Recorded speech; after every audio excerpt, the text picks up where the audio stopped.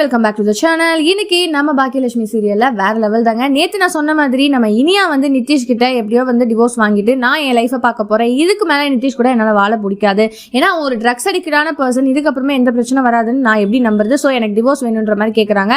நம்ம பாக்கியம் வந்து ஸ்டார்டிங் ஒரு மாதிரி குழப்பமா இருந்தாலும் சரி கண்டிப்பா உனக்காக நான் பண்ணுவேன், நாங்க எல்லாருமே சேர்ந்து ஒரு தப்பு பண்ணிட்டோம், இதுக்கப்புறம் நாங்க எந்த தப்பு பண்ணன்ற மாதிரி சொல்றாங்க.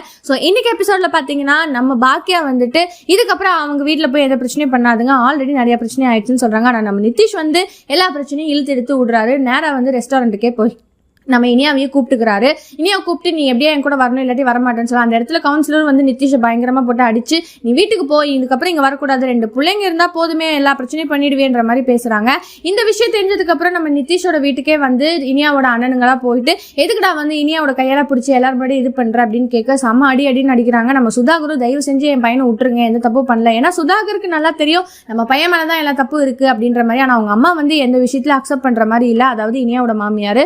ஸோ இது எல்லாமே ரொம்ப பரபரப்பா போகுது. ஸோ அப்கமிங் சீரியல்ல இன்னுமே நிதிஷ் வந்து அவனோட ஆள்பலத்தை பணத்து படத்தை வச்சு என்ன வேணா பண்ணலாம் அப்படின்ற மாதிரி ஒரு ட்விஸ்ட் இருக்கு. ஸோ இந்த எபிசோட பத்தி நீங்க என்ன நினைக்கிறீங்க? மறக்காம லைக் பண்ணி ஷேர் பண்ணி கமெண்ட் பண்ணுங்க, அப்படியே சப்ஸ்கிரைப் பண்ணிடுங்க. பாய் பாய்.